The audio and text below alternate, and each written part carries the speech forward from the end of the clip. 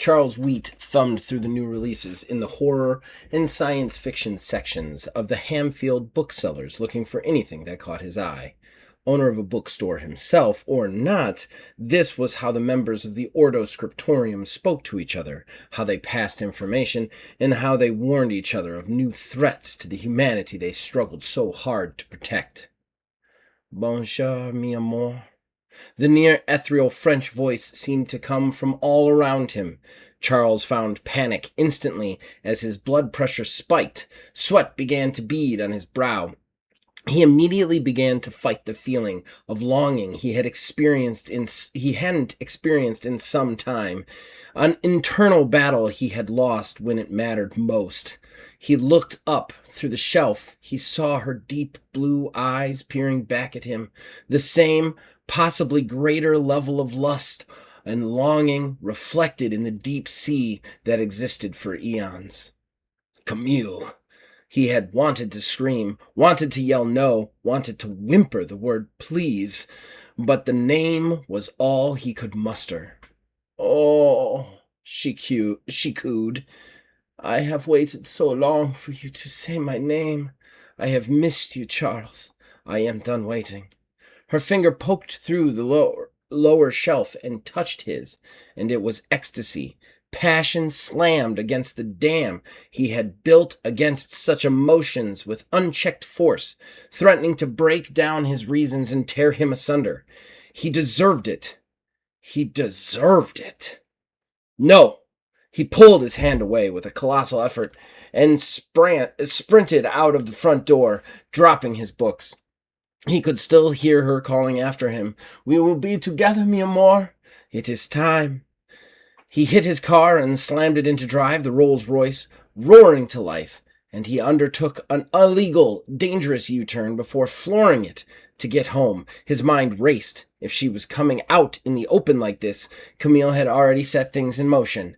Chastain was in danger, and more so, his cadre of authors were in danger.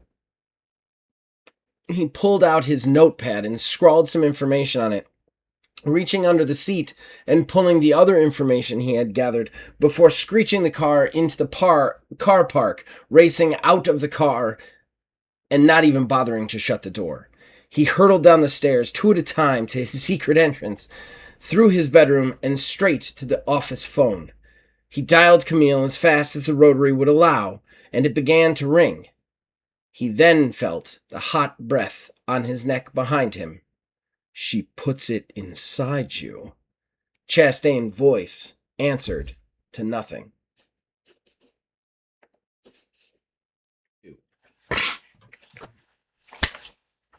Hello! My name is Zach Rye with Old Man Gaming. Welcome back, ladies and gentlemen, to our third hunt. Our hunts kind of qualify as our seasons here on Ordo Scriptorium. I'll say it again, don't adjust your sets. I am sitting in the Game Master chair. If you don't know why I'm sitting in the Game Master chair, you need to go back and listen to previous episodes as quickly as humanly possible. Like, stop this, scroll back through, listen to the other episodes. But I am sitting in the Game Master chair for the next couple of hunts, possibly the rest of the series. We're not exactly sure yet, but I am not alone. I can't do this alone. I am with wonderful players here. Let me introduce them. First, immediately below me, you see Neil, aka Tiny Wizard, playing Elliot Craig. Yellow. You see our good friend Corey right next to him, playing Private Detective Rex Johnson. What up?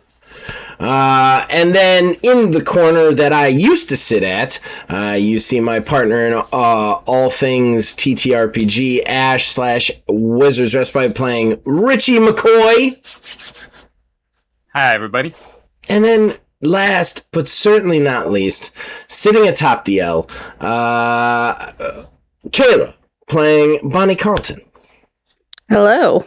Our third and final Lasso 3 member, if you all watch that side of the channel, which I'm sure you don't. Okay, so What is Ordo Scriptorium? It's been a little bit since we've done this, so again, I urge you before continuing this to stop, go back, listen to the previous 2.5 seasons. If you really want to continue, I'm going to give you an overview. Ordo Scriptorium is a gothic horror tabletop role-playing game using the single mod system that was created by a mediocre looking guy. That system is what we use to play this game, as well as the world. Our characters here are known as authors. Authors take on stalkers that are supernatural creatures and monsters of mythos and other sorts of things that have crossed the curtain into our world to hunt us. Humanity's defense for this, the white blood cells for humanity, are the authors. People who are of extreme ability of imagination and creativity so that they can see the authors and recognize them for what they actually are, which is otherworldly creatures. To fight these demons, they inject themselves with the blood of famous authors that started and perpetuated the Ordo Scriptorium, like Edgar Allan Poe, Mary Shelley, Bram Stoker, that sort of thing. And then they go out and they hunt the monsters to save us all. Now, you are seeing a wonderful group that has already been on 2.5 hunts. We pick up right where we kind of left off. We are at the funeral of Preston Howlett, their dear friend, who was gunned down by his other dear friend in a bid to defeat a demon that did not quite work out the way anyone wanted it to.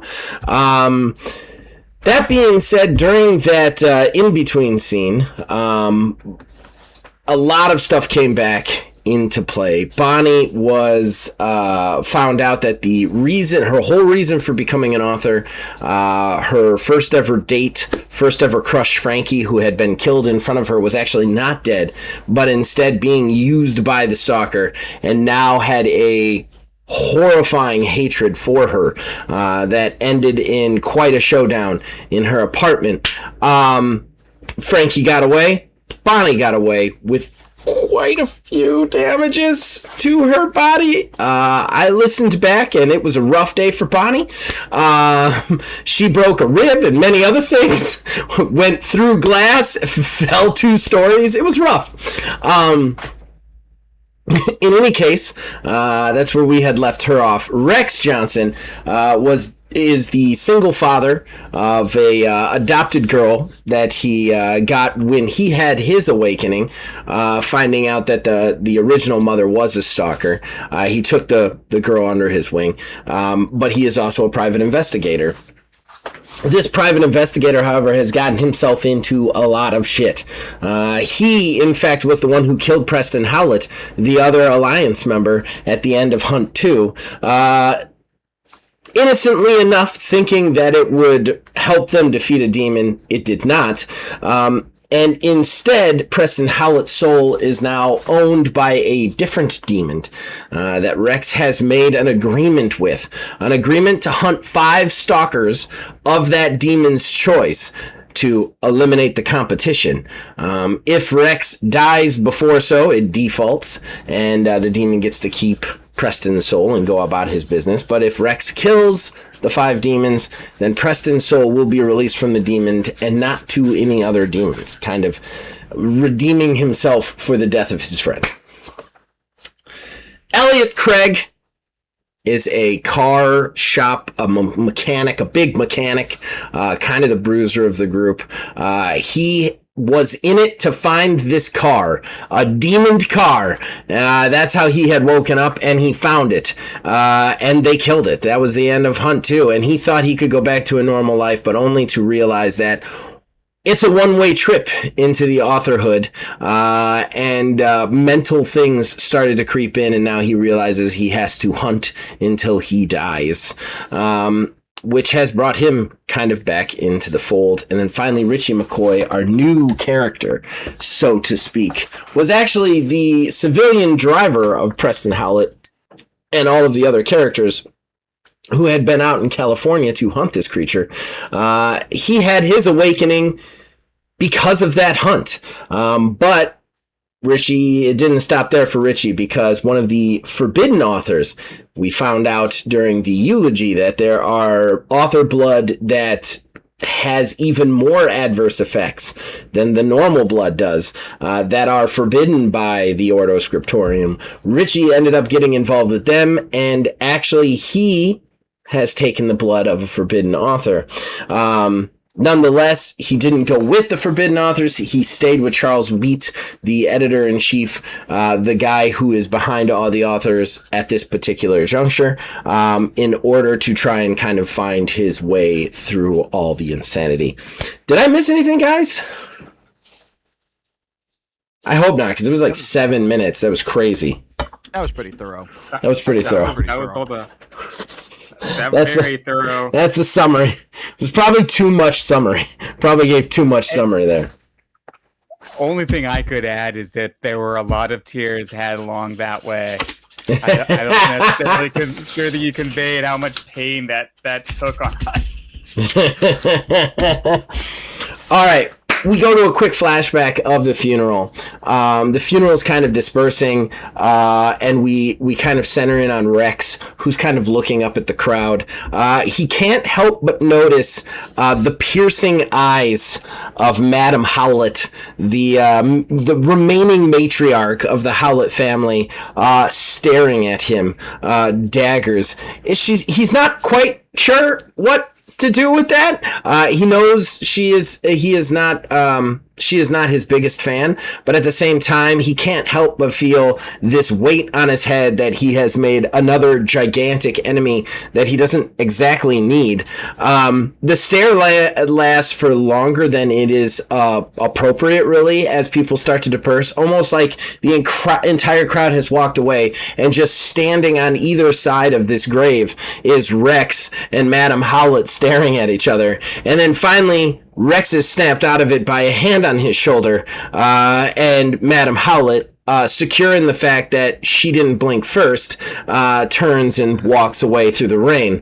Rex looks slightly frustrated at the fact that he lost the staring contest, only to see Charles Wheat there as his distractor.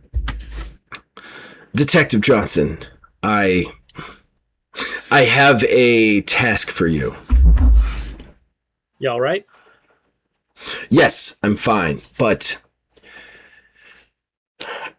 you know what happened with Miss Carlton, and yes, you are privy to it. I know your character was not present for any of it, but she has been in the hospital and out of the hospital. You have visited her. You have also probably already told her that she is now a homeowner, all that fun stuff. So that has kind of elapsed. So you're aware of it. So he continues, almost as a formality, as he's letting you know what the subject is going to be. I need you to look into Frankie for me. The one name I didn't... told him about the whole deal that I made. What? Have I told him about the whole deal that I made? Well, I am going to go ahead and you know what? No. You're going to pay. Roll intelligence. And only we know what. And knowledge. With a difficulty of 15. It's going to be high because you were a dick earlier. So now. While. How do we roll things? All right, it is a D20. You add a skill. I know. I actually was like cramming while you guys were talking about Stranger Things. This all happened off air for anybody listening. Congratulations, you get some of the sauce. Here's what you do.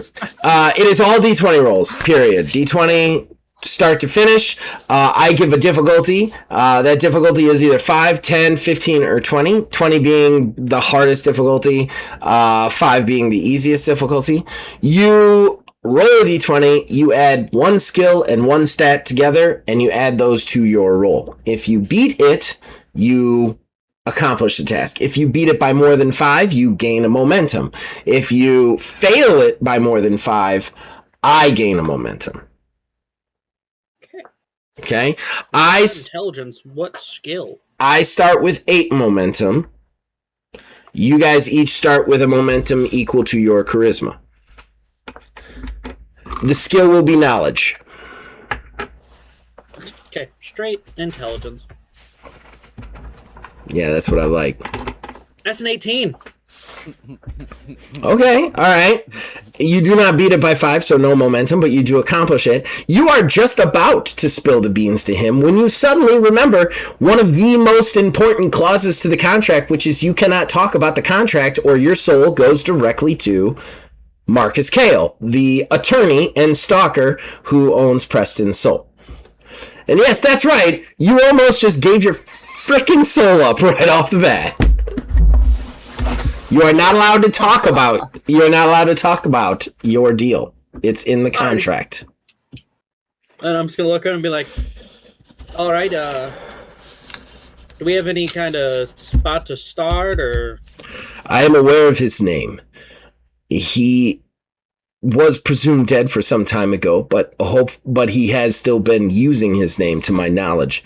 His name is Franklin Calhoun. He goes by Frankie. If you can tap into any of your contacts or anything you may or may not know of using your detective skills to potentially get some sort of address, any line on him, I do believe he will be the key to finding the stalker behind what happened to Miss Carlton and what happened to Frankie, for that matter. All right. Yeah, I can definitely get on that as soon as I get back to my office. He clasps your bicep, not in a weird way, just like kind of in a trying to show you the he's like, I understand you have things on your mind, but this is of utmost importance just because of the fact that if Frankie is what I think he is, and he is connected to a stalker, a powerful stalker, he knows Miss Carlton is an author, and that is something no Ordo member wants. We may be exposed, and we do not want that. So, make this matter of utmost importance. Yes, if you could. All right. Definitely try my best. Okay. I'll try my best. All right. We fast forward a little bit back to you kind of waking up in the morning at your apartment. If I recall correctly, you have like an apartment above a detective, your office, right? Yeah. All right. You're waking up bright and early before the sun's up, probably like 6 or something, just to get up before your daughter does, get her ready and stuff. You know, Gloria will be here relatively soon. But you kind of come out, make up some coffee. What do you do? I would take a shower in the most noir detective way possible. So I was going to stand there and let the water hit me. So black and white only? Only? Yeah. Very slow jazz. Inner monologue. Yeah, the water was like... for Anne. Okay. You know, collect her school things because I'm sure she still goes to school. I'm not a deadbeat. Yeah. And just kind of do fatherly things. You make her some breakfast. She's really happy. She wants to color with you before school, and it's something you guys like to do together. Just get a nice piece of paper out and color together. She is actually a much better artist than you, which is something that you find a lot of pride in. And your peaceful, wonderful morning, as usual, is broken up when you hear the voice of Gloria Mays as she walks in. She's like, I love to see it. I love to see this. It's so beautiful. It's so cute. A father with the little girl coloring at the table. Delightful. And she just walks over and takes a piece of bacon off your plate. And like stands there with like her hip to one side way farther than it should be with her hand on the table. Like, you know what I mean? Like the 50s, like how did they make their hips go out that far sort of stance? Morning, Gloria. Hope you had a nice night. Gloria always has a good night. Wherever she goes, you know that, Johnson. What are you doing? How you doing, sweetheart, Ann? And it's like, hi, Gloria, look, I made a picture. Dad made a picture, too, and it's really good. And Gloria's like, yeah, it's really good. It's really good. It's really good. All right. Well, I'm going to stand up, kind of pat Anne on the head, because funerals are always super early in the morning, and I don't know why we do this. But just be like, all right, well, hey, Anne, Dad's got to go do something for a friend. And then I love you. I hope you have a great day at school and take care of yourself. Make sure you get your homework done if you haven't done it already. And then I'm going to look at Gloria and just be like, can you take care of her? Make sure she gets on the bus or something? Before I continue, I do want to say, I said this, I don't think I made it clear. We fast forwarded a little bit, so this is probably a couple of days after the funeral. Just saying. You said it was before. Okay, never mind. No, I said fast forwarding. Fine. This is after the funeral. I'll just be like, fast forward means forward. Do something for a friend still. A friend this time. Yeah. She's like, no problem. Gloria, get me on the bus. Isn't that right, Gloria? She's like, of course. We'll go wait for the bus and we'll sing the bus song, won't we? And then she looks at you. Rex, I checked your messages as I do before I come up here. I left you one on the table. Something about a Mr. Calhoun looked important. And also, there's a guy waiting for you downstairs. That really fancy suit wearing guy. You know, the guy who smells like money, who could take care of someone? Thanks, Gloria. I'll head downstairs. No problem. I left him waiting in your office with a coffee. He seems like a good guy. I think it's all good. All right, Ann. The waiting room door? Why would I leave him in the waiting room door? You got a one-room detective thing down there. Room for a reason. Yeah, but I'm not there. Why would he wait in the waiting room door if I'm not there? Should have fired you months ago, and I'm gonna walk out. She's like, you gonna fire me? Who you gonna get to take care of your kid? Jeez. Is she being played by Fran Drescher? Because what? like that's all I can imagine the entire time. It's just, I don't. If that's it, I don't do the wonderful Fran Drescher justice in any way, shape, or form. The nanny would be much better, but yeah, she would be great. I would definitely cast her for this. Okay, so you go to you get dressed, you go downstairs. You are aware that it is definitely Marcus Cale waiting in your office. He looks up, he's like, my favorite business partner. He stands up. I just walk around and sit down. He's like, you seem sour this morning. I would think that you'd be eager to get started. I mean, it has been a week and a half now since I've contacted you. Let you mourn your friend and all that. I got a question. Oh. Is this guy that I'm looking after, I think he works for one of you folk. Is he going to count if I take out his boss? No. I give you the stalkers. You kill the stalkers. Well, what don't you understand about this arrangement? Do you... I figured thered be some slight leniency. I don't want you to kill any stalker. This man might not cut in on my profits. Soul takers. And you know what? Now that we're on the subject, he sits down, makes himself back at home, and he crosses his legs, and he goes, I have your first charge for you. I do not know their name, but there is a stalker who has taken up residence in New York City, right here under our noses. I believe they are a powerful one. I'm going to need you and your authors to deal with it. They're not soul takers per se, but they have a cult. And to me, a cult is basically soul taking. Whether they're alive or dead, you know what I mean. It's their souls. And I can't get to those juicy souls if they're in a cult. So I want you to find them, eliminate them, and destroy them. Kind of cult? We talking like a good cult, like hoods and robes, or just kind of a group of hippies? It is definitely a sex cult, from what I can find out. Hippies, So have right. fun with that. But it is called... let me see. What do I have here? Yes, it's called the Amor Mortel. That's all the information I have, but there's definitely a stalker behind it. Find the stalker behind the Amor Mortel, kill them. One down. I don't want to, make you feel bad about yourself, but I feel like as a lawyer, and especially as someone with your stature and existence, you should be better at getting information for people if you're going to send them on jobs. I get it. That's my job. But, it just... Get out. I'll figure it out. You should talk with more respect to me. I have your friend. And while you can get him back via the agreement, what happens to him between now and then is completely up to me. And also your fault.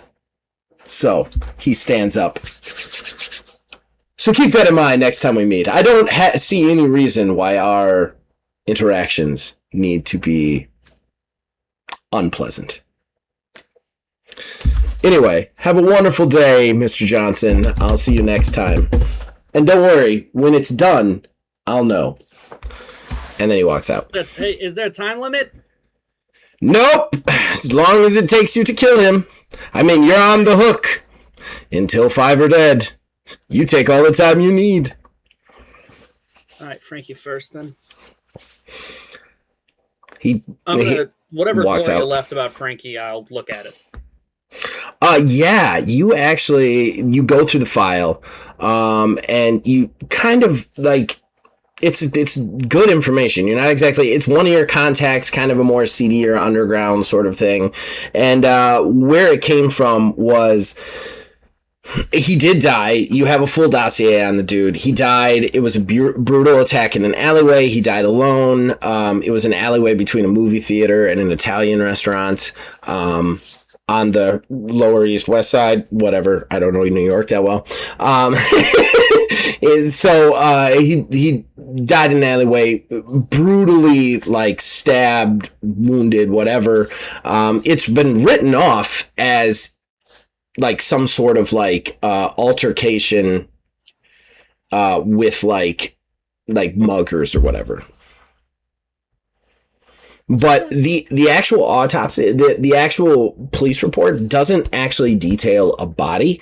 When you get to the autopsy report, it's only like fingers and a leg and like a pint of blood and like not like the actual Frankie was laying there.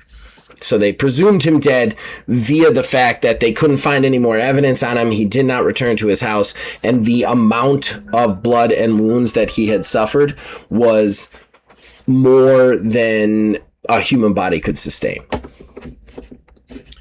Pause. All right, so then it continues to actually give his last known address, but then there's a bunch of notes in the back from your detective disreputable contacts, and those notes basically give a new address that he was last seen at.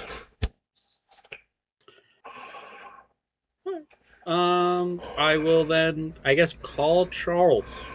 Okay. All right. We're going to cut away from you. Okay. Elliot. Oi. All right. So basically 3 days goes by from the funeral, right? What do you do in those 3 days? Just business as usual or anything special? Well, if I'm remembering correctly, I basically shut the whole garage down again. Yeah. Yeah, so I'm just kind of going with the flow. I think I am more so,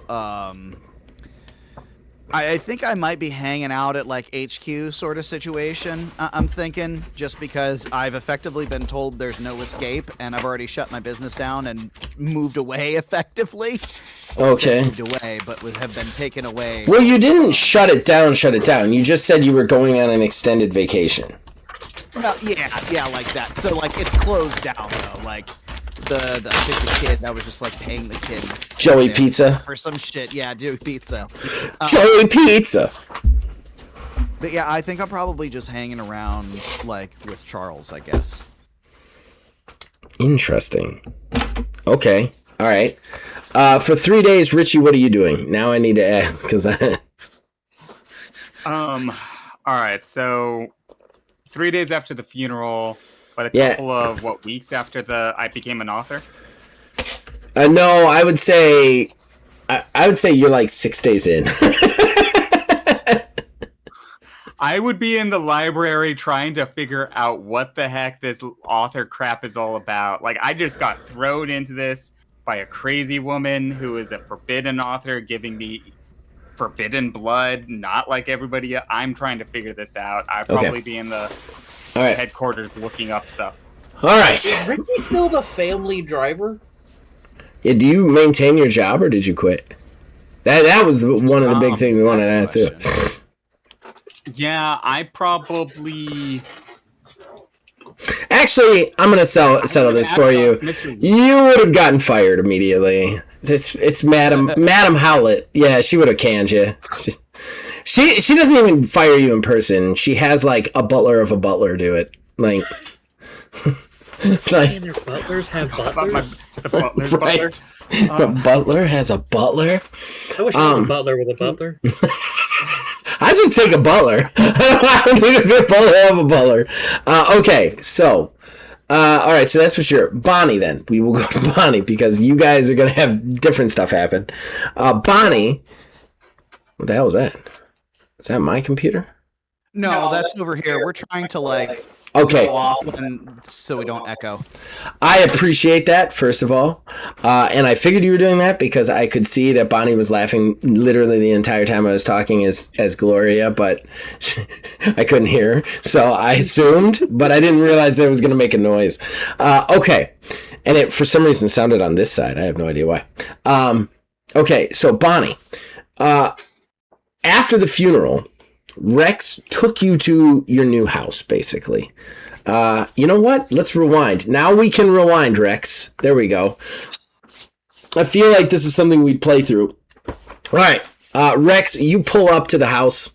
This is a house that's not too far from Bonnie's shop. As we talked about, it is a relatively modest house. But yeah, you take her to her house. How do you do that? I wouldn't tell her it's her house at first. I would just be like, get in, we're going somewhere. I don't know that would work in her...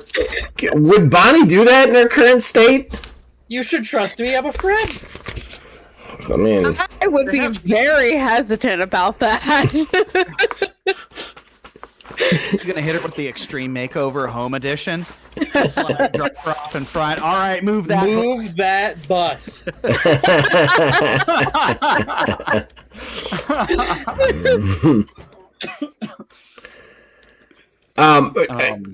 Okay, so she's hesitant.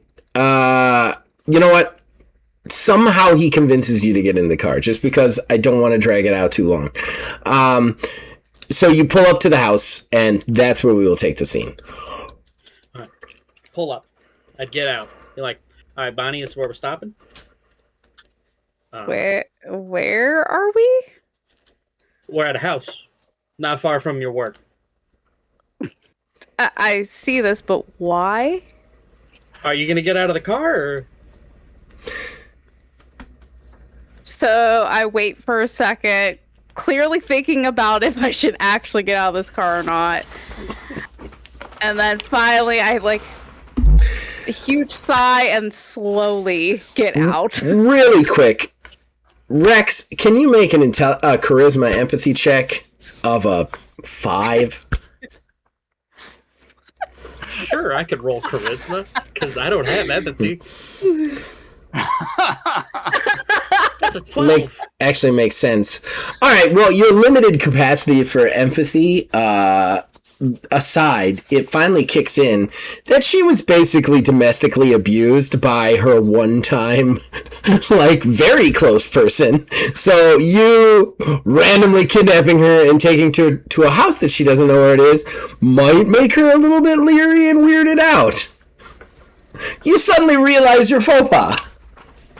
All right, Bonnie. As we get out of the car, I'd close my door. This is a nice thing, I promise. It's a gift. And I pull out the keys and I go, it was in Preston's will. He got you a house not far from your work so you could stay there, not live in a dingy apartment, in his words, not mine. And it was just something nice that he wanted for you to do. Or have. What? You mean to tell me that Preston bought this for me? I know. Snowman did have a heart. I mean, he did. You shot it out of him. Oh. I'm sorry, I couldn't resist. I shouldn't have said that. I'm ruining the scene. I shouldn't have said that. I'm ruining the scene. Continue.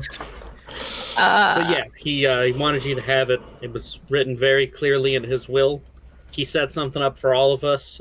He needed me to not tell Elliot that he got it, because knowing Elliot, he definitely wouldn't accept handouts, especially from Preston. He actually is going to pay for Anne's college, and he wanted you to have this house.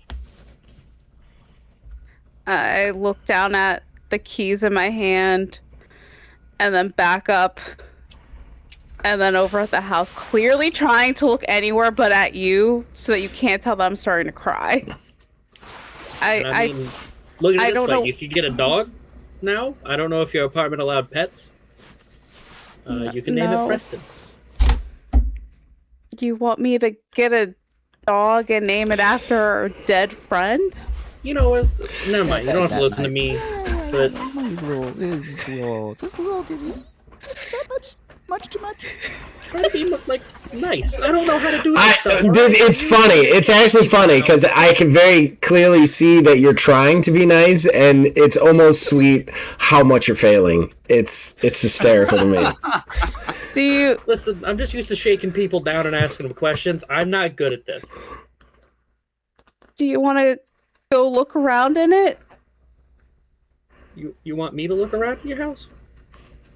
I mean, you drove me here. You knew about it. Clearly Preston trusted you. Sure. Okay, let's go then. And she is almost running to the door at this point because I'm so excited. Slow down. You're younger than me. I want Rex to do an endurance resolve check. And if he fails this, he's going to get a madness point. Difficulty's 10. And it comes from the fact that when she points out, completely unbeknownst to anything, clearly he trusted you. For some reason, it's like a dagger. Picking skills that I don't have. You are the one that didn't That's a 9. put points into a mental saving throw in a game about getting madness. I don't know what to tell you, man. Is this because I bamboozled you at the beginning of the day? No, it's the same as when Wiz made in Duel Bastards, when Wiz played a Zack game and didn't take any points in awareness. It's just a mistake. I don't know what to tell you. It is a mistake. Very that's a intentionally madness point. glass cannon myself. I So rolled You rolled what? a 9. Oh, you take a madness point. Yeah. It hurts. It hurts deep. And it is compounded with the fact that you cannot share with Bonnie the situation that Preston Soul is now owned by a heartless, sadistic, ethereal, beyond the world stalker that you guys hunt, and that you are beholden to him to kill stalkers for him, which has made the entirety of what you do poisoned somehow. So that it just hits you really hard right there. And I'll just kind of stand there for a second. I'll look down. Like, I'm working, buddy. And then I'll walk up to the door. Okay. You guys go into the house. It is a wonderful situation, and we don't role play through wonderful things here. So we're going to switch off.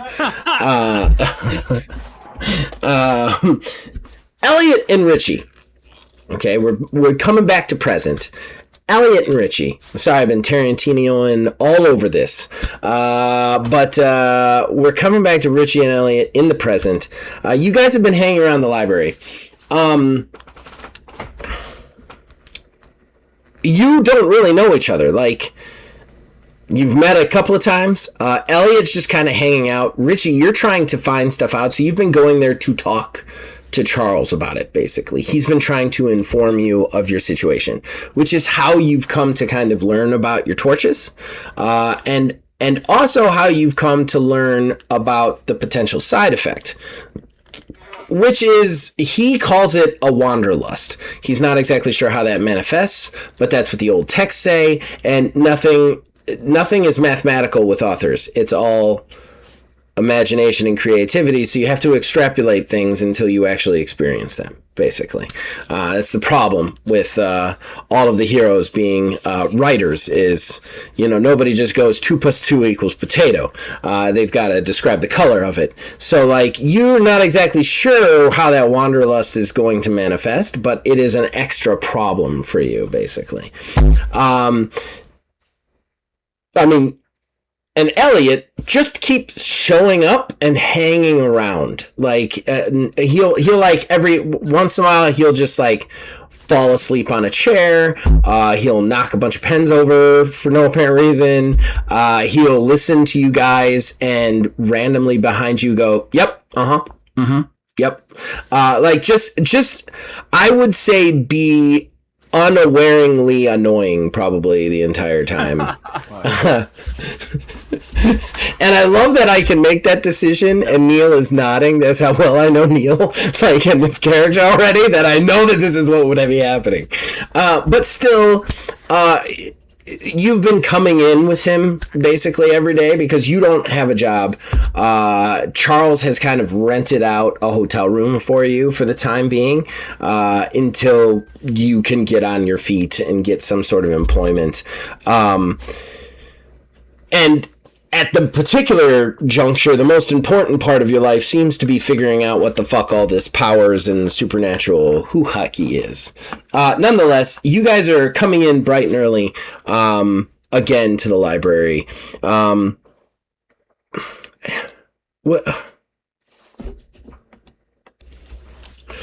As you guys are walking, and you're walking down the train station steps, headed towards the bookstore in the train station, the kind of unbeknownst kind of front for the library in the back that houses all the operations of Charles Wheat and you guys for hunting stalkers and whatnot. However, you notice something a little bit off as you walk up to the front door. The door usually stays closed, and it's on a spring. It's like a normal one. You open it, a little bell rings, and then it slowly closes. However, the door is open way too far, and the hinge is broken, so it's slightly forward. There's also, and you guys see that from a distance. You can also see through the windows of it had front windows, right, for the bookstore? Yeah, I can't remember. Yeah, I believe it did. We're going to say it did. You can see inside. The minute you see the door, you kind of look through the windows and you can see that there are books thrown asunder. Some of the shelves are knocked over, that sort of thing. I'm going to assume that I wouldn't have to necessarily roll anything to realize that shit ain't great right now with that then. No, you have an automatic success on the shit ain't great roll. Yeah, definitely. That's a good roll. In fairness, has shit ever been good in this game? I don't think this is a shit is good sort of game. So when we're not playing, it's going pretty good. Call a Cthulhu, eat your heart out. All right. So I definitely think then that I would immediately at the ready to fight. Okay. No questions asked. All right. 100% pull my gun out and look to Elliot and say, Mr. Craig, I think something's going down. I think something went down. Chain's ready to go. I think that I would probably, being the more senior between us, take the lead in. Okay. All right. You head in. Richie, you go in after him? Yeah, absolutely. I'm going to be pretty much right on his tail. I'm very ready. All right, you guys head in. The bookstore front is actually pretty small. It's a pretty normal kind of train station, small bookstore, almost like a gift shop size, I would assume. And you can see that there are stuff knocked over all over the place. The counter itself the register has been knocked over. It has hit and broke and popped open, and the money is just laying there. No one took the money, very clearly. It was not a robbery. There's books all over the place, and there is and I believe there's a door to the back, right? It's a secret door. A secret door. But here's my question. Does he have a back room that then has a secret door to the library, or is there a secret door to the library from the bookstore itself? There's a secret door to the library from the bookstore. Okay, that is also ajar. Like, it's popped open, and you can see that, like, it's not fully open, but it's slid open. Like, it was pushed open, basically. Okay. Can I do a... let's see. I think actually spiritual recognition perception check to see if there's any sort of like spooky, like ghosty, curse, magic shit going on. Sure. Yeah. Definitely. Go for it. Just give it a 10 difficulty. all right. I rolled a straight 18. Before. Wow. Take a momentum then. There is absolutely no ghost stuff going on here. There's no spiritual presence. It doesn't look like this is haunted. This looks like a person or a thing did this. That's what spiritual does. It looks for the ghosts, right? Yeah. Ghosts, curses, magic, kind of ish. Now, maybe not super magic-y, but like that. Yeah, sanctified stuff. There's no spells. There's no spells at practice here. Nothing like that. Doesn't mean there isn't stuff from behind the curtain. It's just this is a physical problem, not a spiritual one. I turn to Mr. Craig and say, Mr. Craig, I've been studying up on this, author business that we're doing here, and I'm not getting any sort of spooky wooky stuff. At least not of the magic-y power mumbo jumbo that I've been reading in all those books Mr. Wheat's been giving me. I think maybe something else is happening here. Maybe something bad guy. Maybe somebody got hired to come in here and rough them up. I think we might be looking at something a little bit more necessary for some gun action. Are you packing anything? So as you turn around to say that, I'm actually in the process of pulling a desk or table or something like that in front of the open doorway to block it. And I say, oh, absolutely, this. And it's just literally just holding up the chain. I'm ready to go. That's why we're doing this. That's because they could still be in here. And they don't get to go. So, yeah.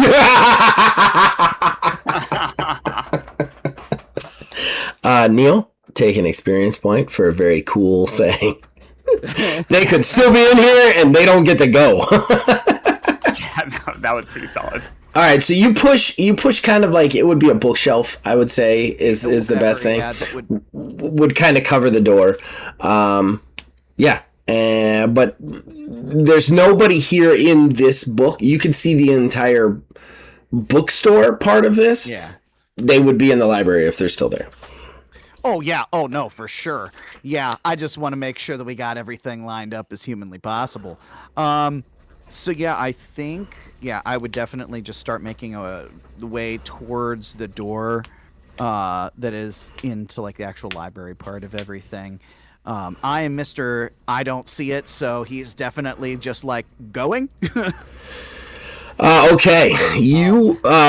Okay. What do you do, Richie? Yeah, you just see him go. He's going. Mr. Craig, should I go down first? I have the pistol.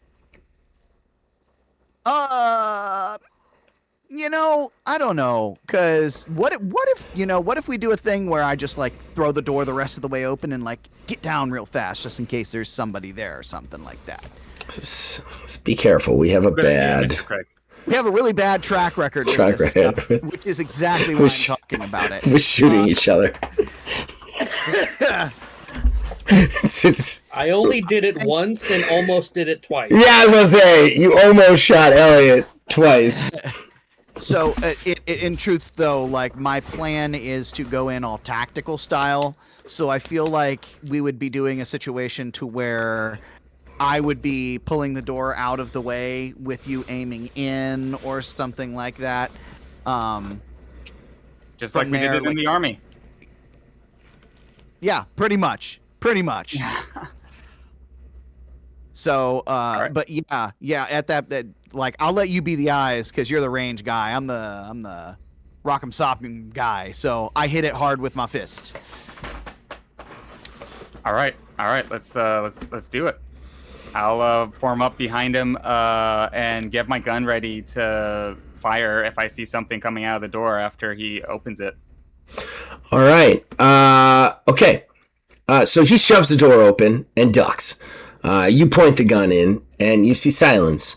I'm gonna say there's like a small kind of half stairway up to the library itself, but you can still see into it.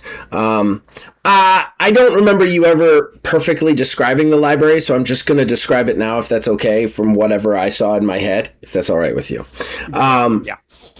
Basically, up the stairs on the landing, there's like kind of like a stone walkway, kind of almost built out of the subway tiles. And you see that there is like, I would say there's 2 large couches around a nice coffee table where he would sit and meet with you guys. There's one big chair in between of that, kind of almost at the head of the coffee table, where he would do the meetings with us to kind of give us the breakdowns. And then surrounding that, this is a much bigger, more open room with a lot of twice as high bookshelves. And this is an actual library.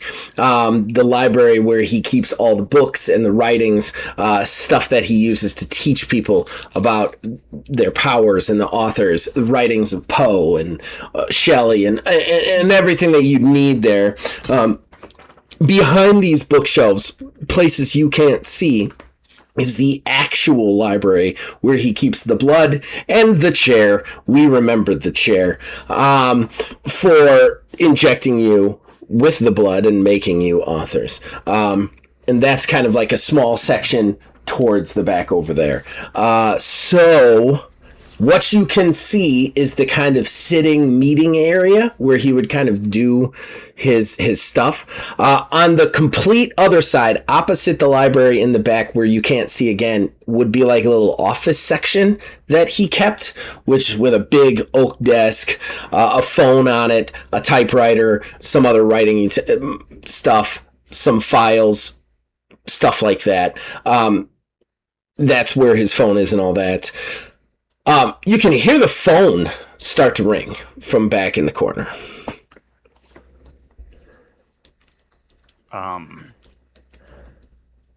Interesting. I guess I'll do an awareness perception check to see if I can't like hear anybody moving around in there.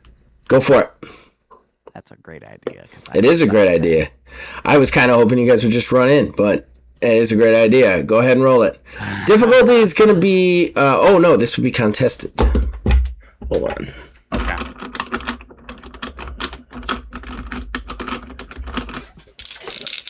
Actually, that's a 21. You got a 21? Mm-hmm. Okay. Awareness and perception is what I loaded into because I learned my lesson from the other game. Well played, touche salesman. All right.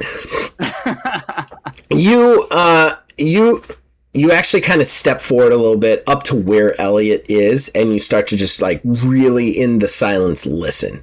Kind of something from your army training. Looking for the bad guys in the trees. Like, that's what you're looking for. Just trying to be hyper aware of your surrounding and your situation. You can kind of hear off in the distance a train slowly coming. But something else you hear is muttering. Muttering like a... And I'll give it to you. I'll give it to you. Like that. Kind of just off in the distance. Did everybody hear that? Was it cut off by Discord? I heard it. Okay. I heard it. Yeah, it's supposed to be weird. It's supposed to be weird. We're playing a horror game.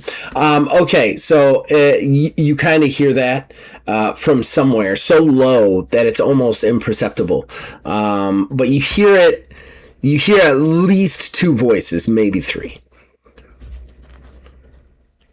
And of course, you hear the phone ringing. Rex, out of curiosity, how many times does the phone ring before you hang up? I'd call like twice, then I'd probably call Bonnie because she's the only other one I have her phone number. Okay. All right. We'll get back to you. And I need to get the gang together. Need to get the king. I will let. I need them to be nice and separate. Know that. There's a couple of people in there. All right. So then what I will do is I'm gonna try to roll a perception just so I can see if I can pick anything out. It's probably not gonna go well for me. Okay. Your difficulty. Go ahead. Supremely poor. Supremely. How much did you fail by? Yes, my grand total was 2. All right, so I take a momentum. So you hear train coming. Yeah. So I mean, that's honestly, I couldn't have been surprised. Honestly. Yeah. So I was like, he tells me that, and I'm like, oh, okay. And he just goes up the stairs, and it's like, hey. Oh shit! All right. I'm sorry. Before he does, I forgot to mention. I did want to mention to him, hang back, hide, make yourself known only if it's needed. Okay. When he tells me that, I will sort of sit off to the side of the door. So okay. I'm on the outside of the door frame. Anybody crosses by, they won't necessarily see me unless they're out of the door. Can you see into the room, or are you just hiding outside the doorframe? I'm just sort of I can't directly see into the room, but I'm just listening to see what happens, and if I need to jump in, I'll jump in. All right, Elliot, you say, hey! And walk up the stairs into the sitting room. As you walk up the stairs in the sitting room, you see somebody standing behind the chair. The first thing that catches your eyes as you walk up is there are spots of blood on every second or third step. And then once you get to the top, there is just this line of blood, across the floor, across kind of splitting the coffee table in half, and then right to the chair where Charles Wheat would sit. And then behind the chair, you see a guy standing there. He's wearing black with a sleeveless black shirt. He's got tattoos all over his body. The tattoos have hearts and vines, but the vines and the hearts have almost thorns on them and blood wrapping around them. And he has a sleeve. And in the 50s, a sleeve of tattoos is fucking insane. He just has a sleeve and he is showing them. He is standing there like this, and you just see him going like this, and he has a rose in his hand with the thorns, and he's grinding it between his palms so that blood is slowly coming down out of his hands, and he's just looking at you. He's a relatively fit person, but he also looks pale white. He has he has blonde hair that almost looks white itself, almost graying shot blonde hair, really low cut, but kind of sticking out in all different directions. He's just doing this and saying, I give this to her. I give this to her. And she takes it, and she takes me, and she takes you, and she takes us all, and she puts it inside me. And that's what she's doing. He's just saying shit like that, almost like a prayer, while he is grinding blood out of his hand without wincing. And then we're going to cut away. Bonnie, let you think on that for a sec.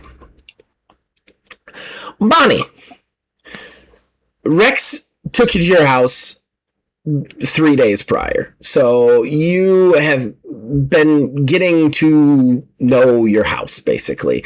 Moving your stuff in. You realize that you have a meager amount of stuff because you were living in an apartment. It takes you a very short period of time to move. Your parents helped you. Probably asked you about the cuts on your face. So you gave them a story or whatever. One of the things that I want you to give me a resolve endurance roll real quick for a madness point, because as you're unpacking, you're this is the day that you're spending unpacking, and you're opening your last box, and in your last box, sitting on top, is the poem that you had framed Preston's poem that you had framed, and the glass is cracked. You hadn't realized that it had cracked in the scuffle with Frankie, but it had. And the crack in it just like cuts to the core of your heart. Like the crack in your life, the loss of Preston, the loss of Frankie, the loss of kind of what you were doing this for in the first place, and it just hurts you, and that's why you've got to make a resolve roll to not take a madness point. Oh my gosh.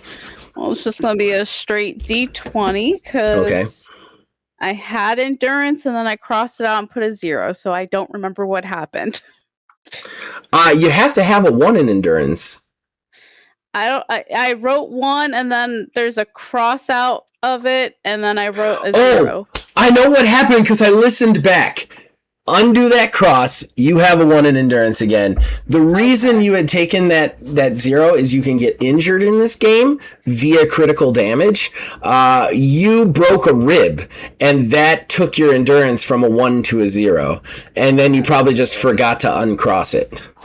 Yep. I'm so glad I listened back. I would have been like, why did she cross out endurance and make it a 0? Yeah, it was when you got chucked out the window and fell on the garbage can, you broke a rib. Okay.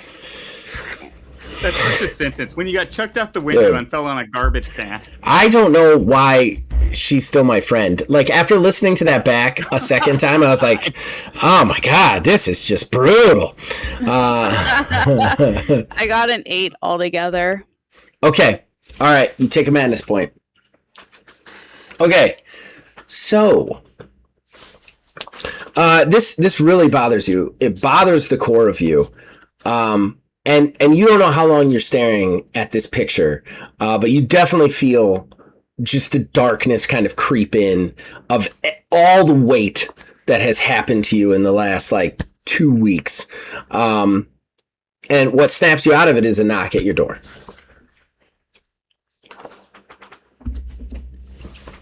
I almost dropped the frame altogether, catch myself at the last second, and I freeze to listen if the knocking is insistent or if it's casual. There's a different tone depending on how one is knocking. Give me an empathy roll. Okay.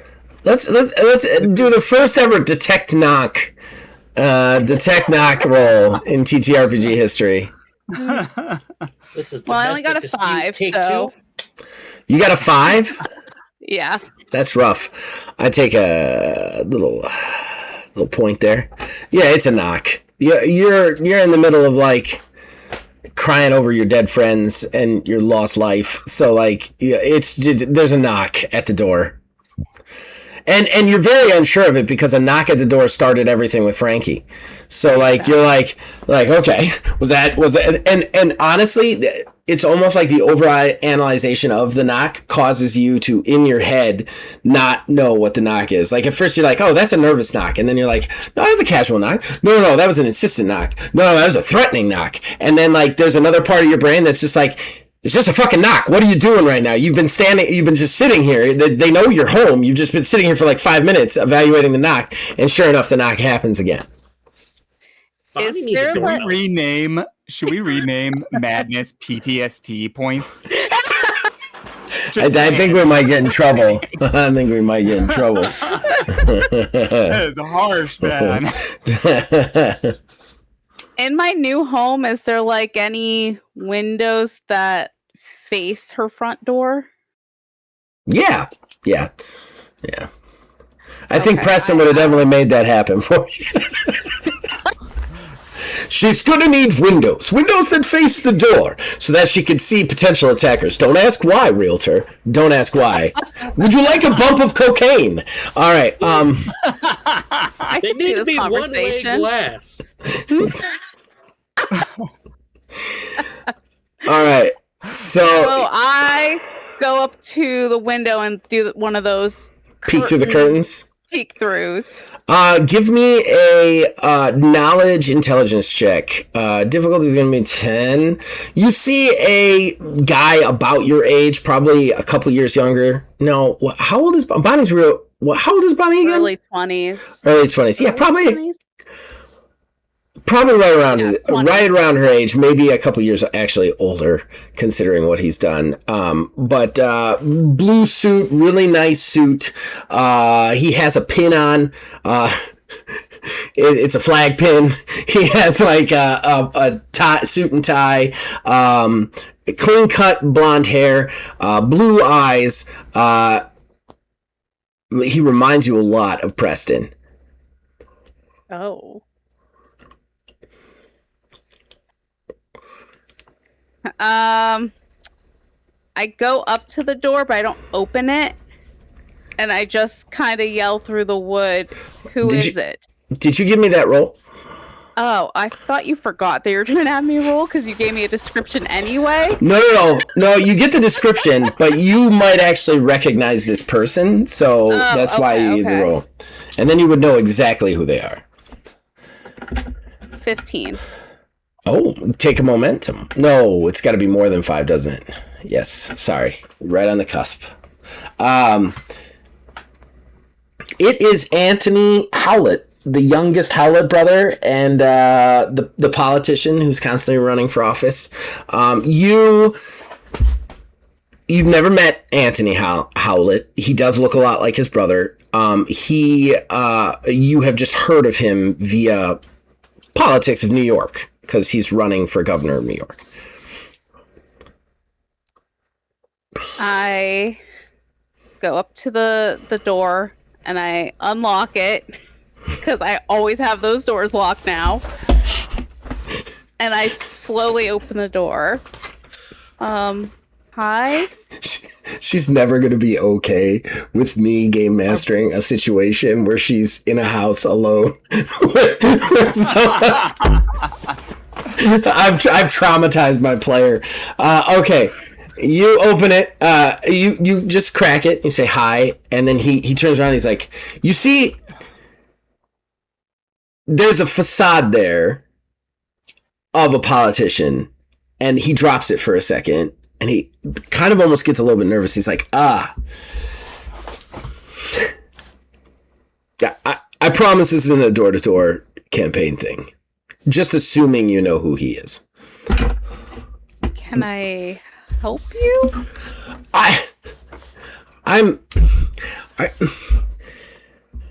This is going to sound strange, and I understand it's strange. I shouldn't be here. And honestly, my campaign advisor advised me about doing this in person because you have neighbors around. You're Preston's brother.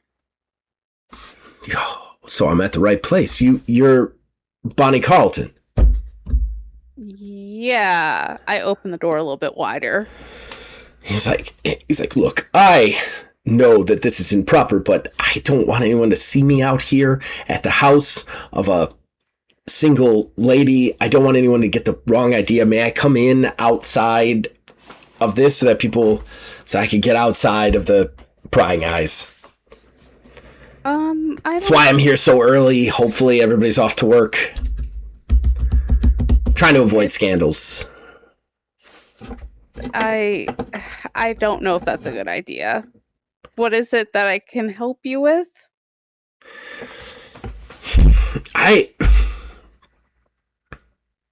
Miss Carlton, it's fair. You see he drops it for a sec. He completely drops the facade. And you can see he's straight up being vulnerable right now. And he just kind of looks at you and goes, I lost my brother. And the rest of my family doesn't care. Some of them even think of it as a boon. I don't. I know my campaign advisors are really glad the cokehead whoremonger is dead, but Preston, I don't know. I lost my brother and it's not sitting right with me. Nothing in my family sits right with me. And then I find out that Preston has all these friends that I didn't even know. And I don't know. I was just hoping to connect with someone outside of my family who might have something nice to say about him. But I understand that I've overstepped my bounds. I will leave. I apologize profusely. Wait. I let out a big sigh and fully open my door and step back to let him in. He immediately attacks you. No, I'm just kidding. Just kidding. Of course. Neil's over there like, what are you doing? Shoot him! Have you learned nothing?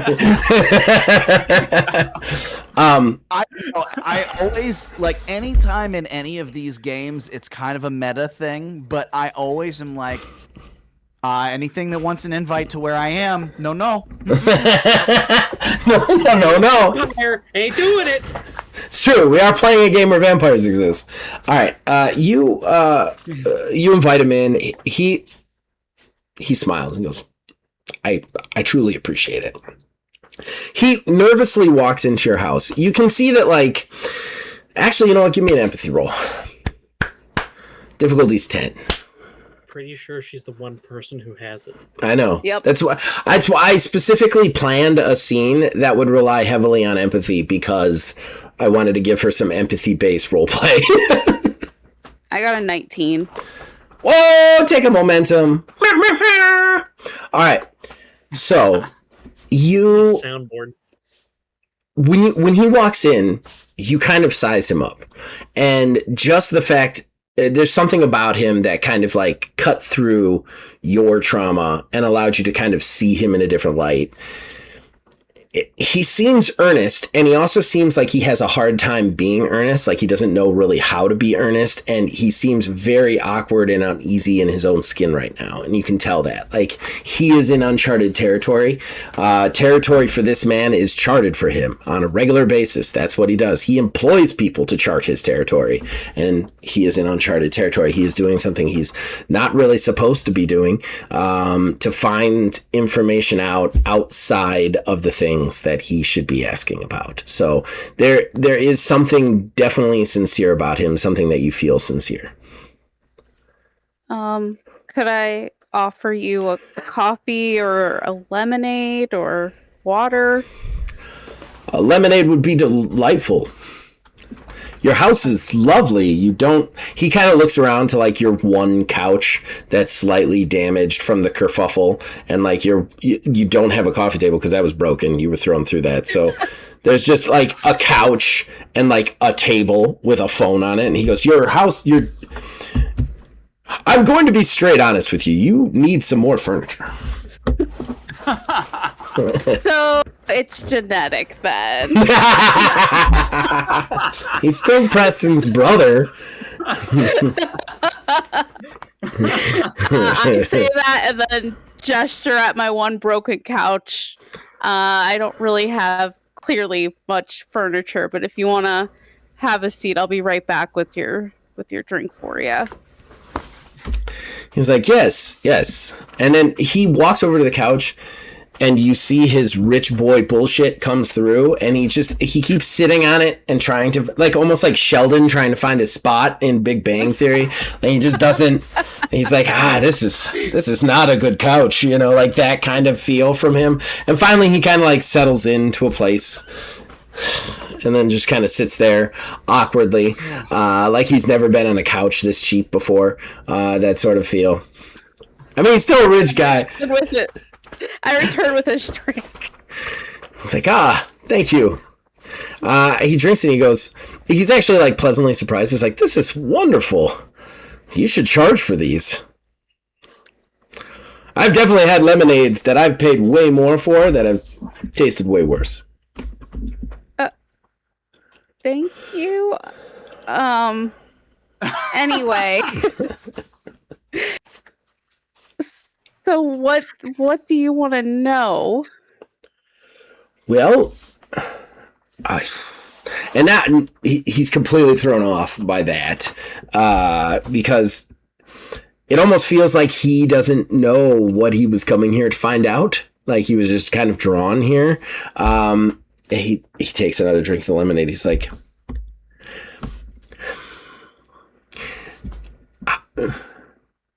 how are you friends with my brother?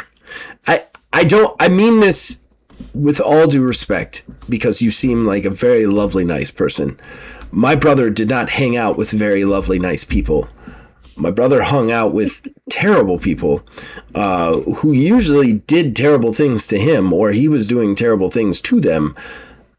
So how were you friends with him? I guess is a good place to start. I look down at the floor for a minute, trying to figure out how best to explain how I could possibly be friends with someone like Preston. Good luck. He wasn't all that bad. He needed a little extra help, and you could say I was a good influence in those moments. Interesting. He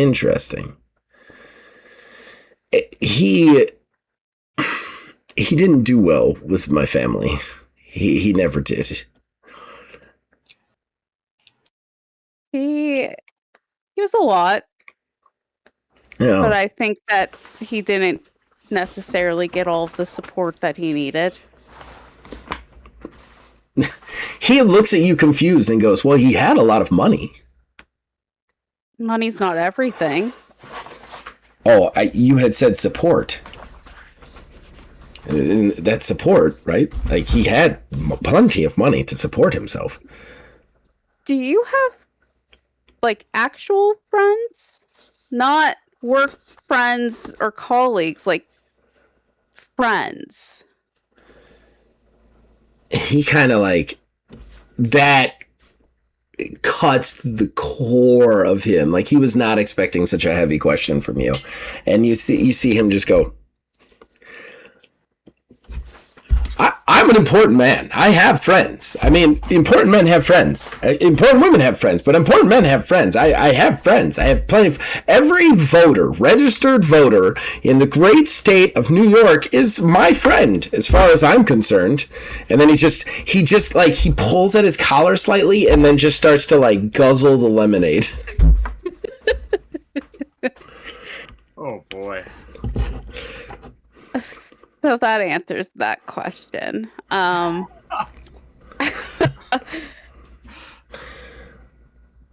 I go quiet again, and then I eventually get back up and I grab the broken framed poem.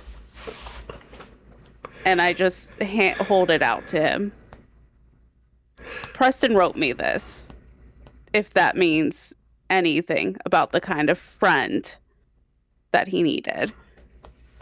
He takes it and he looks at it. Give me an empathy roll. You're doing some fucking fast fly-by-night therapy here. Fucking emotional damage is what you're doing. God damn. I mean, yeah. I got a 9. He uses that empathy like a freaking blunt instrument. Okay. All right. He looks at it for a long time, and you can't quite tell what's going on in his head. You definitely feel as though you hit some points you weren't expecting to hit, and he wasn't expecting you to hit. He definitely didn't know why he came here, but it wasn't for a therapy session. So he reads it, and then he hands it back to you, and he goes, well, it's wonderful you were there for. And then he sets the glass down. He gets up and he goes, this has been a wonderful experience. But I have to go. I have to go. And then he starts to walk towards the door. He gets all the way to the door, and then something stops him. He puts his hand on the door handle, stops for a second, and then just kind of like turns around and he goes, would it be okay if I called on you again? Just to talk more about Preston? Yes. Yeah. That'd be okay. All right, wonderful. And don't forget to vote for me. Coming election. I'm going to clean up crime and all that stuff. And then you see him... First, okay. And then he kind of like walks out. He leaves like one of his pamphlets like in the door. Oh my gosh. Rex, you call Charles Wheat. It rings for about 10 times. You hang up. You think about it for a second. Then you call him again. You might as well give him 2. In the 50s, they always gave him 2. You call again. On the third ring, it picks up. But nobody answers. You just hear the line pick up. Hello? Charles? She gives it to me, and then I take it from her, and then I give it back to her, and then I'll give it to you. I'll give it to him. I'll give it to them all. That's what you hear. Yeah? I practiced this. Just I recorded myself and played it back for the creepiest tone that I could get possible. Yeah, Hang up. You rolled a 20 on that creepy ass tone. It's a horror game. I'm trying to be horror. Right before you hang up, you just hear, "Hey!" So I'm gonna hang up. I'm gonna put my coat on, make sure my gun's in the pocket. Just, all right, sex cult, and then I'm gonna walk out the door, heading for the train station. Okay, back at the train station, Mr. Craig, what do you do with this guy with the rose in front of you just bleeding on the chair? I think I would try to engage with him yet again, because that is the one thing, is Elliot is definitely relatively slow on the uptake in some situations. So he'd be like, don't think I've ever seen you before. Definitely not supposed to be here. And you're kind of bleeding everywhere. So like he's like slowly walking towards the guy. Pain is pleasure. Pleasure is pain. And when we realize that, that's when we're truly free. And then he takes his hands away kind of at the same time. The rose, the bloody rose, drops into the chair, kind of dead center in the center of the chair.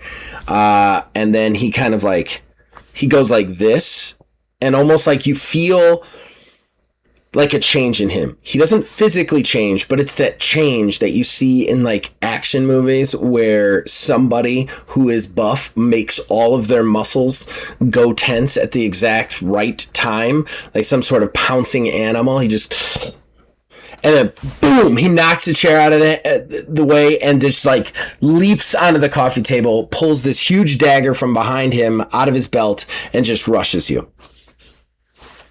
Initiative. Oh. Definitely. It's that kind of party. It's that kind of party. He like that is his actual response. Like right before that happens, just like a quick pan over. Oh. God damn it! Here we go with all the shit rolls. Agility. No, it's not agility. It's intelligence and awareness. I think. No, perception awareness. Is initiative. Oh yeah, that's why I was so good at this. That's even worse. Grand total of 4. Oh wow, you lost to him. I didn't think he had a 9. I cannot believe he beat you. I'm rolling shit Do I roll die. initiative too? Here's the thing with you, Richie, is you can hear him muttering, but you were just listening to the room. So you weren't watching what was happening. So I'm going to give you an awareness check to kind of like realize that shit's about to go down. Because they're not shooting in there. You probably hear the chair fall, but other than that, it's a padded chair. It's not going to make that much noise. So Okay. So give me awareness perception, difficulty 15. Otherwise, you're out for a round, I would say. I think I got 13. You got a 13? Okay, so that's not happening. All right. So, Neil. This dude like jumps on the table, rushes the table, leaps off the table, pulling a dagger from his back, just bringing it down towards you. Alrighty. What? I assume he's attacking me. What am I rolling? You roll agility and your equipped weapon. If you are unarmed, it is unarmed. I do have the chain. So you'd be rolling. So in that case, you'd be rolling melee and agility. No. Yes. Agility and melee to dodge. He is rolling force and his melee as well. 17.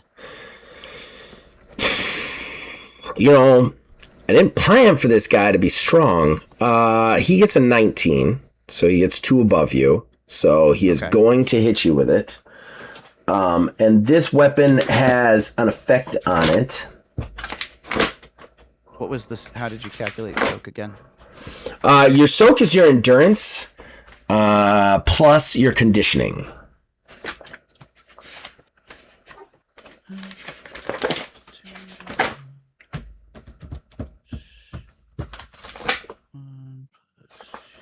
Okay. All right. So you also, so basically when he comes down, you get a better look at this knife. It's not really a knife at all. It's like a rose, like with a handle kind of sticking out. The handle is that, then the petal is the hilt, like a reverse petal. And then the actual stem of the rose is the blade, which is more like a rod with little like thorns sticking off of it and a stabby point at the end. So it bleeds. It makes you bleed. It is level 2 bleed. On a successful attack, the target is considered bleeding. They will remain bleeding until they receive some kind of bandaging or until the amount of rounds equal to the amount of damage they took from the base attack. While bleeding, they will also lose two vitality points at the beginning of each of their turns. Bleed cannot stack. However, if a bleed attack is done to the character for new damage, then the remaining turns on the bleed effect. More than the remaining turns on the bleed effect, the rounds left are increased to the new damage dealt. So you're only taking, he got a 19, so you're only taking 2 damage, which you're soaking, if I recall correctly, you have an endurance of what? So I have an endurance of 2. Okay. I have conditioning of 1, and it's a 3 soak. I also have what's it called? Insanus. What is that too? Insanus, injury and death thresholds are increased by my madness total, which is at a constant state of 2 because of the stuff I have on me. So that's my soak. Okay, all right. So you soak it to nothing, but you still take the bleed mechanic. Take the effect, yeah. Right. Sure. But since you didn't take any damage for it, it's just going to be 1 round. So you'll take 2 vitality at the beginning of your turn, and then that'll be it. So he comes off the table and brings it down. I'm going to say you take the bleed damage by bringing your hand up and catching the blade. So it's like your palm and your fingers just like start to ooze blood around the blade, kind of keeping it from stabbing it into your heart as he kind of comes down on it. Your turn. I think I would probably just respond with "not cool" and just like swing on him. Dude, like, you're at point blank. Your camera froze for just a second when you did this. Not cool. Great. Force plus melee since you're using the chain.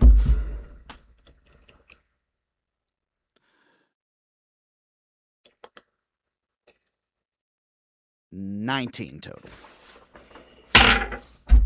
Ooh. Okay.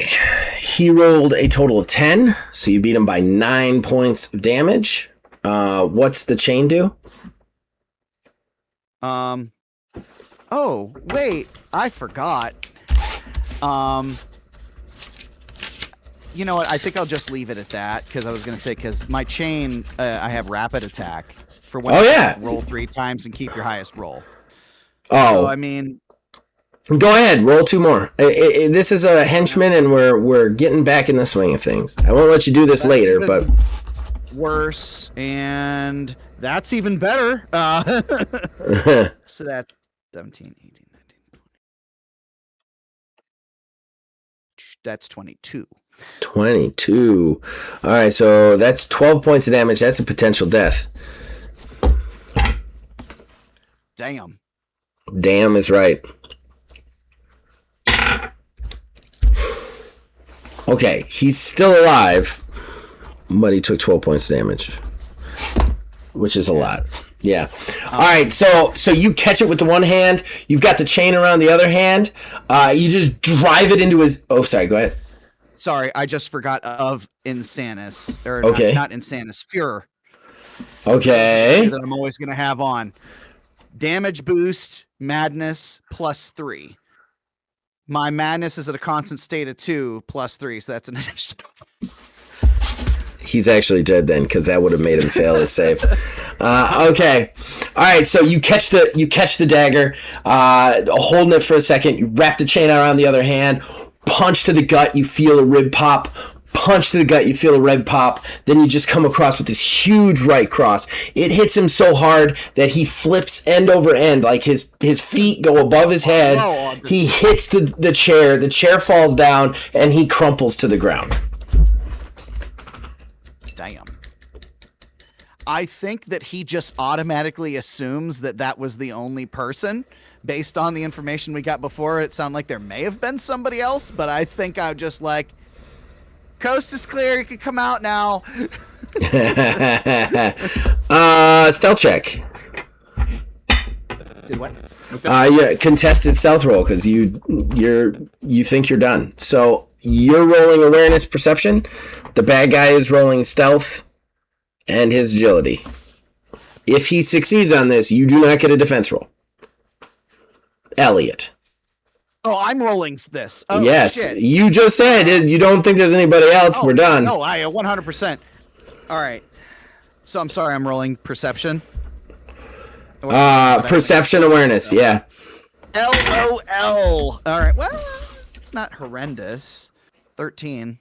Yeah, you beat him. You luck out. All right. So at this point, you're kind of like, yeah, come on out. Richie, you kind of turn around and you start to come out. You see that there's struggles. You get up like 3 steps, and you just see and then there's a guy charging. Elliot, you hear the footsteps. You turn around. The guy takes a swing. Still got to dodge.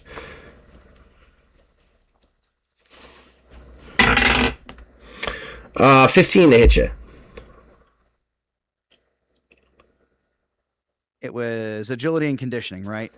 No, it is agility and your weapon skill to dodge. My weapon skill. Okay, so that was 16. Okay. You turn around and block the blade with the chain.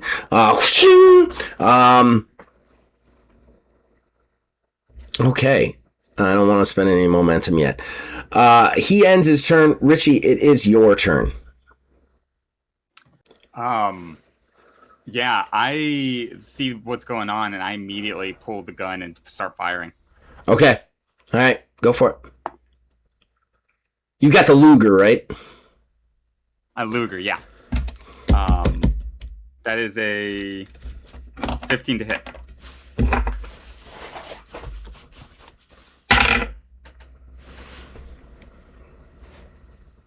$13 to defend. So that's what, 2 damage, I think? 2 damage. And do you have any effects with that, or? Yeah, it was the one where I think it was like a knockback type effect or stagger. Stagger was the effect. I was just what's the level? 2. Zach, do you need me to tell you what that does? It's 3 feet. It's 6 feet. Well, it's 3 feet per damage, right? It's damage done plus 3 feet. Oh, plus 3 feet. All right, so it'd be 5 feet that you knocked him back. And then if he hits anything, it is damage equal to the distance not traveled times 2. Okay. All right. All right, so you step up, fire the Luger, boom! It hits kind of like his shoulder. He stumbles and kind of crashes onto the coffee table. Deals a couple extra points of damage, but nothing really substantial. It is still your turn if you want to spend a momentum. How far away is this going on from me? He's like right there, dude. Yeah, I'm probably going to end. Well, you know what? I'm going to spend the momentum. Why am I holding on to this? There's a guy about ready to kill Elliot. Well, remember, a hunt equals a session is how we've been playing it. So your momentum is your momentum forever. Yeah. Yeah, all right. Until you kill the stalker. I don't know how many sessions that's going to take, because we haven't even gotten to the first investigation site, and we're almost done tonight. If you're just really happy with your rolls, you can gain momentum. This is true. I'm gonna use momentum. I'm gonna fire again. I I'm new at this. I'm a young kid, and somebody's trying to kill the only person that I've really met here other than Mr. Wheat, and Mr. Wheat's probably dead. So I rolled 21. Whoa. Woo! Okay, we don't need to bother rolling on that one. All right, so you shoot him. He falls onto the coffee table. He turns around and kind of starts to come up. As he comes up, you step up the next 2 steps with like no question, and just boom, another shot right into his to his chest. You don't have rapid fire on that gun, right? It's just stagger. Yeah. Okay, boom! You just shoot him right in the chest. He slumps back on the coffee table. You're doing great, kid. Mr. Craig, are you all right? Oh yeah, I'm great. Just like bloody ass hand. Just like kind of whips it down like that. Kind of whips it off. Whipping it everywhere, sloshing around. It's not actually doing anything productive. It's just winging blood everywhere. Sort of lean away from him. All right. This Whip It would make a great song in about 30 years. Yeah. All right. It's like writing it down on a piece of paper. Idea for song name. All right, what do you guys do? Well, I'm That not would good be at ending my turn. Are we investigating. still in initiative? There is no more fight. You have killed them both. There is no more fight. Okay. Fight is no. Okay. Yeah, I will like go in then looking around, and I'll probably do a perception awareness then to look around, see if I can't figure out first off where Mr. Wheat is, if there's any sign of Charles Wheat. There's no rule necessary. As you start to look around, you see the third and final person. The person who is most likely sitting at the desk and took the phone call starts to walk out of the back. This person is wearing nothing. He is completely naked. His bit's out. Everything's out. He has cut himself along the stomach, along the arms, along the thighs. He's just slightly just bleeding down everything, and he's just slowly walking out with his hands out. He walks out in front of you both, and he goes, "He's gone. She has her." He drops down to his knees and he goes, "She has what she needs, and I have what I need." And then he puts his hands up, one on his chin and one on his head, and he breaks his own neck. Oh, I was gonna see if I could do a thing before he did anything. I'm sorry. You were too stunned by the fact that he was naked and covered in blood. And then, yep, he drops down. He has also got the tattoos of the rose thorn blood all over his arms and whatnot. They're also somewhere else. Just saying. Oh, shit. That was Wheat? What? No. That was another cultist. Oh, okay. Good God! Like I thought that was I was under the impression No! that was him. no, the guy who took the call. No, that wasn't Wheat. Jesus Christ! Oh, I don't care. That guy can. That would be mean if I took over the game and I immediately killed all of Wiz's NPCs. Just like, I like Mr. Wheat. you get nothing. No. No, this was another cultist. True stories require sacrifice. Mr. Craig, have you ever seen anything like this before? Because I'm trying to get a little freaked out. not. Abso-fucking-lutely not. This is weird. I don't like this. I'm inclined to agree with you, sir. I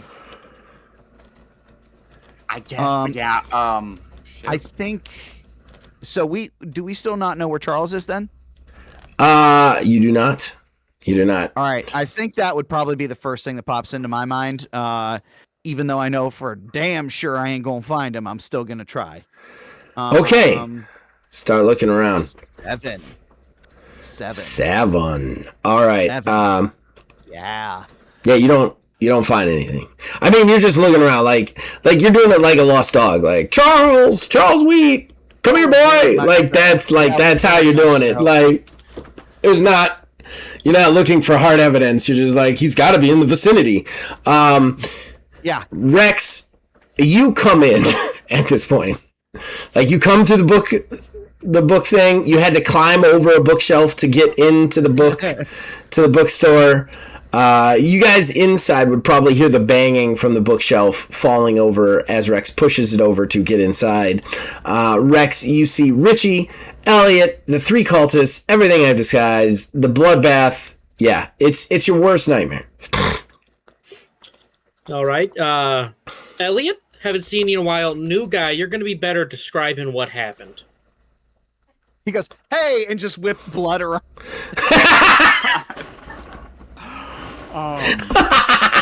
I will like again lean away from the blood spray that's like splattering the walls next to me, and then I'll try to catch up Rex as fast as I can.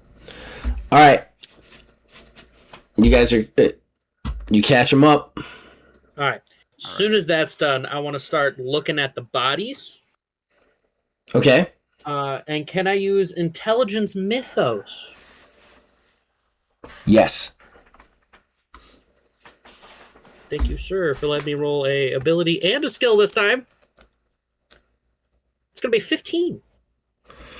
Okay. What are you looking for from these tattoos? Like, what's your role specifically? Any kind of like cult designations, names. Anything I would understand just from like research into stalkers and stuff. There's no hard evidence because you haven't had a chance to really look into the sex cult that Marcus Cale gave you. But dude's naked. They were talking about putting stuff inside themselves. The roses, all of this. It feels very sex culty, what you're dealing with right now.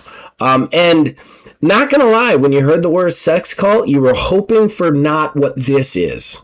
That's for sure. It's for sure. This is not the good kind of sex. I mean, there's no good kind of sex cult, but this is not fun in any way, shape, or form. It doesn't look fun. Nothing fun about this. Yeah, so you think maybe the stalker, whoever's behind this might be 2 birds, one stoning this. So I'd kind of look at Elliot and Richie if he's near him. All right, guys. I was actually coming to relay some info about this. I think we're dealing with a sex cult stalker. I mean, that probably wouldn't be the weirdest string of things to be ran together into one sentence. Because I mean, this was odd. This is really strange. Guys naked. Talking about putting things in places that's real sexy. I mean, not the good way. Oh, definitely not. Someone... And I don't know what part of snapping your own neck it falls in that there, but I guess that's a part of it. So yeah, like I'll just reiterate my previous statement. I don't like this. This isn't cool. Makes me feel very uncomfortable. With the light research that I did, the sex cult might be a soul stealing kind of thing. So I really only just started looking into it. Maybe we should get Bonnie down here. We can group up, go on our little adventure together, and find Charles. Okay, so it is almost time to stop playing for the night. I want to leave with a little bit of a cliffhanger. So I'm going to give you something that you were not expecting. That I was going to make you find yourself, but I'm going to give you something. So I'm going to say, Rex, you go to the phone to call Bonnie to get her to come down. While you're doing that, Richie, you kind of walk over. There is this large wall space between the office corner and the library corner that you've always noticed. There's just something about your head specifically, that like keeps drawing you to this place. Like, why is this wall space here? This shouldn't be here. What is this? Why is this here? Why won't you put a picture here or something? For whatever reason, When you start looking at it, you realize that it's part of the wall is slightly cocked forward, and you realize that it's a false wall.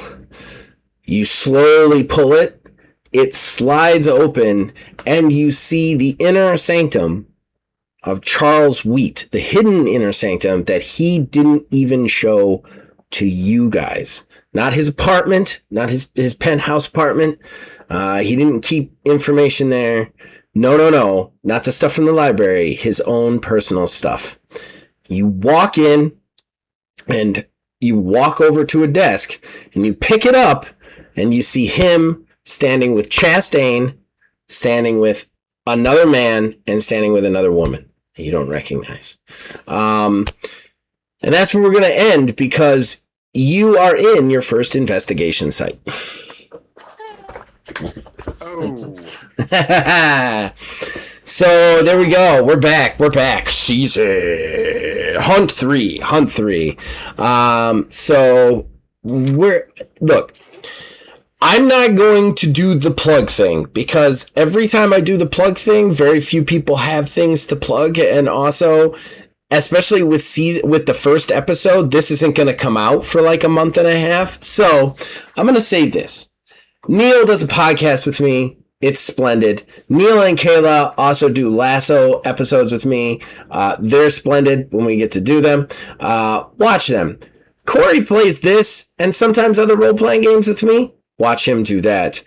Wizard has wizardsrespite.com. It is an amazing place to go for TTRPGs. You can find any of the actual plays we do there as well, so give him the view as well as us. We'd appreciate it. He also does TTRPG reviews, business stuff, stat scrubbing, all sorts of really cool stuff. Go there. Check it out. As far as me, we do all sorts of weird stuff on this channel. I know content has been a little bit light so far in 2026, but we'll start to ramp up. We do reviews, we do Let's Plays, we do TTRPG stuff.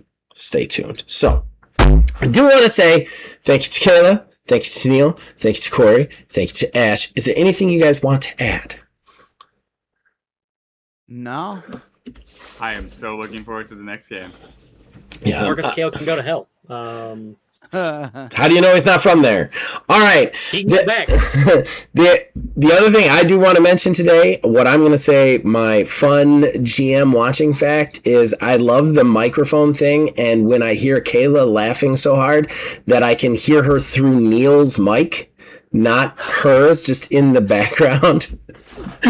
Like when Neil like flicks blood or like some shit like that, she just starts laughing and you can hear her through Neil's mic. That's hysterical. I love playing this with you guys. I hope you guys enjoy this, and we will be back next week with another episode.